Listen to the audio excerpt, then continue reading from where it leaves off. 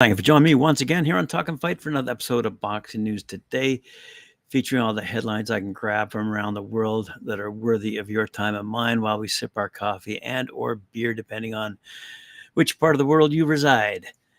But if you were residing in America, you might be interested in the goings-on between Devin Haney and Ryan Garcia. These guys are going at it.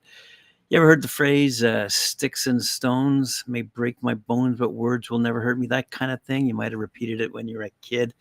But at the end of the day, it seems like words have indeed hurt Devin Haney, who doesn't feel like going to the press conference later on because of the immense number of social media followers that Ryan Garcia has. But let's start off the episode with a bit of news out of one of my favorite fighters, Jared Anderson, the real big baby. For some reason, he's got to pick a new nickname for himself.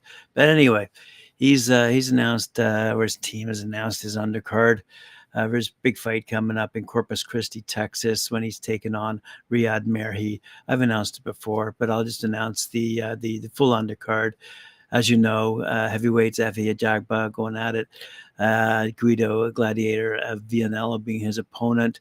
It's a 10-round battle of 2016 Olympians taking place, as I said, April 13th on ESPN.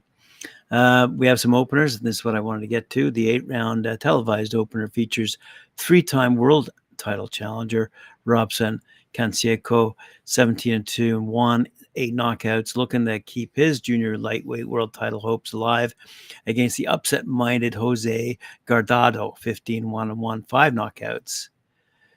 Canseco, a 2016 Olympic boxing gold medalist, is coming off a draw against 3-weight world champion Emmanuel Navarrete.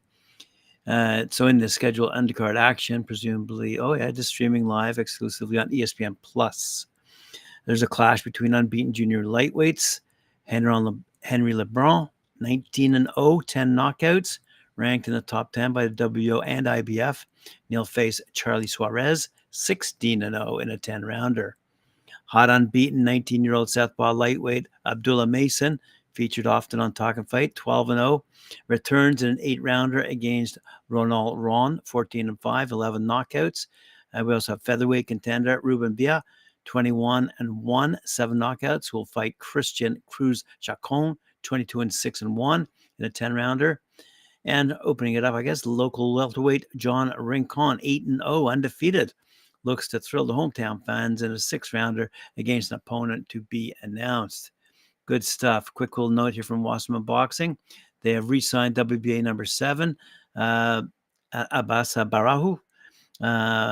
Their official announcement states Wasserman Boxing announced that WBA number 7 super welterweight Abbas Barahu, 14-1, 9 knockouts, has signed a new deal, and now Barau, who's been promoted by Wasserman and Kali Sauerland since he made the professional debut back in 2018, will fight for the vacant EBU European title on an upcoming fight at the Telford International Centre in Telford, England. And he'll go up against Sam Eggington, who's 34-8, no slouch. That'll take place for all you English fans on Channel 5 in the UK. Barrow's only loss was the split decision against former world champ Jack Cooley back in 2020.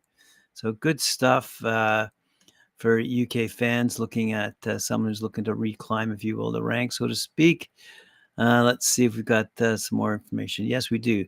Top super welterweight Sebastian, the Towering Inferno Fundura, and Serhii Bohachuk will meet for the vacant WBC super welterweight title on March 30th. But it will be far from the first time they've shared a ring, as Fundura explained ahead of the pay-per-view clash on Prime Video from T-Mobile Arena in Las Vegas. He said, "We used to spar, Bohachuk. At that time, I sparred him a lot before I faced Vishon Owens, and the fight after that. We stopped sparring around 2019, maybe early 2020. Bohachuk and I have sparred thousands of rounds together, but that's in the past. We're both in different places now as fighters. It's an honor to have shared so many rounds with him. I would have rather had my first world title fight against somebody else. He's a come-forward fighter who throws a lot. I know he might be stronger now, but that's the same aggressive style of what I see. My job is to show the difference between us on March 30th. So Fundora and Bohachak. Then maybe Tim Sayu, who knows? Jader Promotions presented an 11-round card at Live Casino and Hotel in Maryland.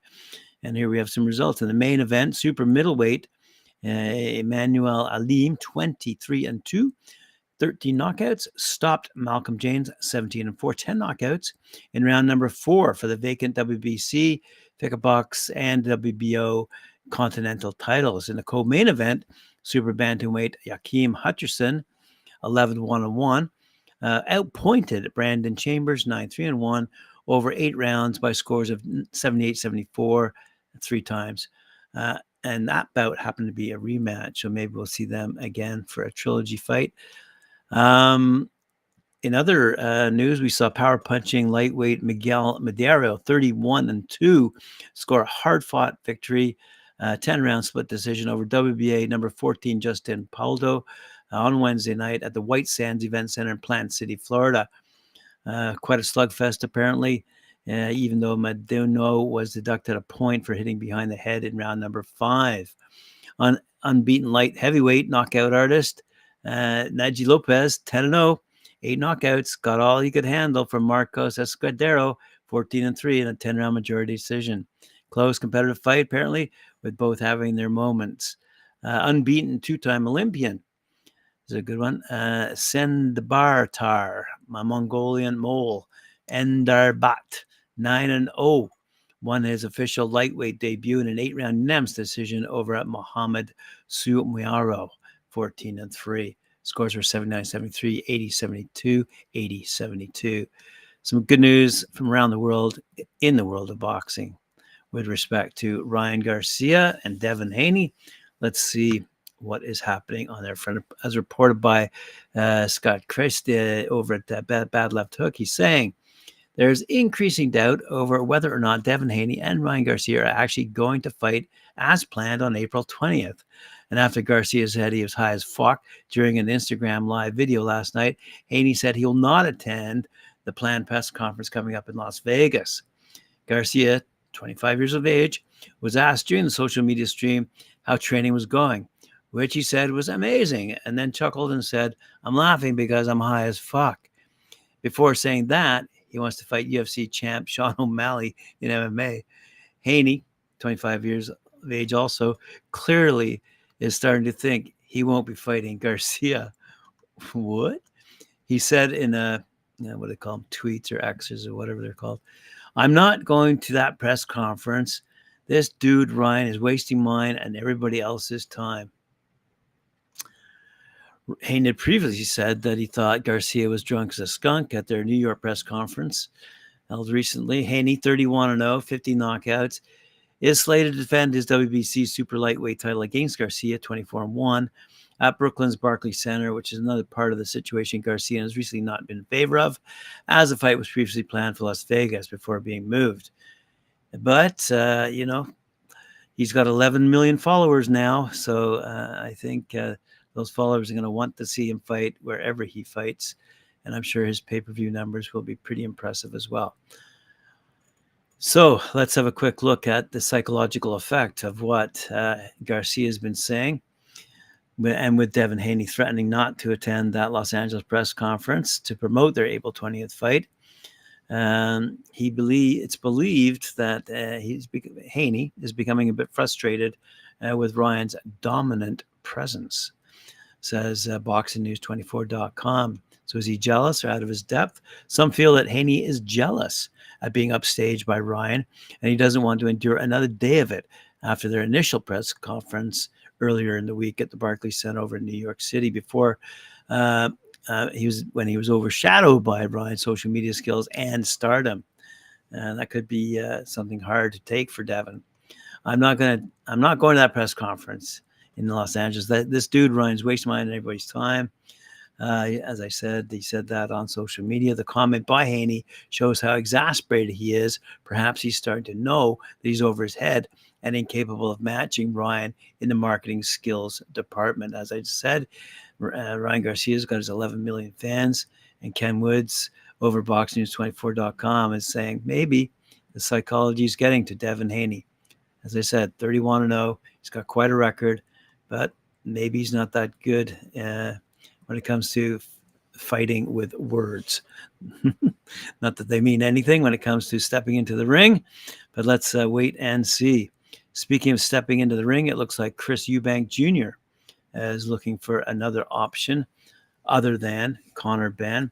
I know there are two British fighters who don't like each other, and a lot of British fighting fans were probably looking forward to a rematch between Conor Benn and Chris Eubank Jr. But Brighton's Eubank Jr. apparently has a lot of options, according to his promoter, Kelly Sauerland.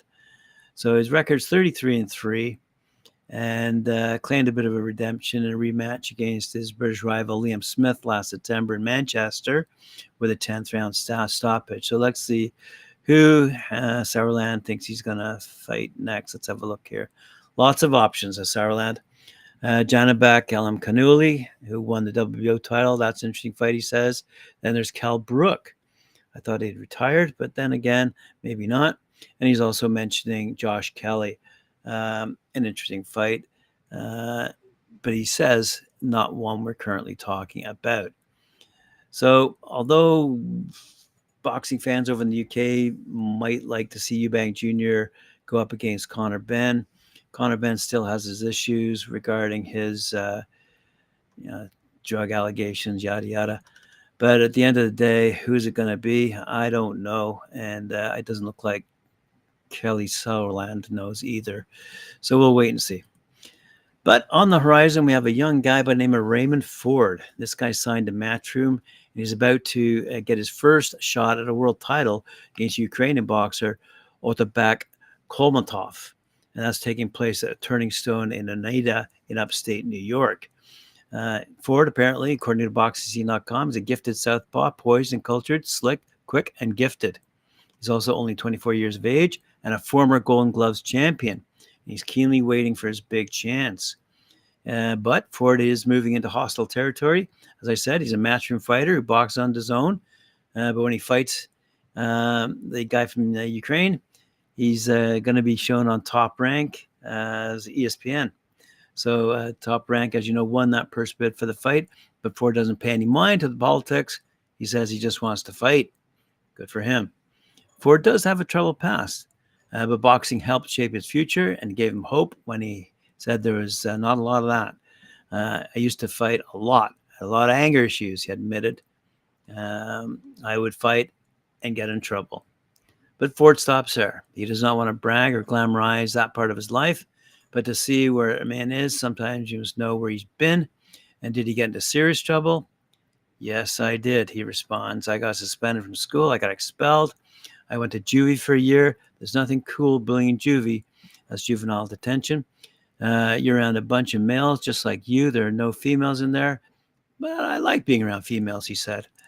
And boxing's changed his path. It gave him a different identity and a belief that his life could be better. He's also good at it and admired the likes of Floyd Mayweather, Roy Jones Jr., and Andre Ward. And he started to grow up, too. For sure, he said. And, of course, getting older and being more mature, just making decisions in life. I got back into boxing in my second year in high school, and I've just been locking in ever since.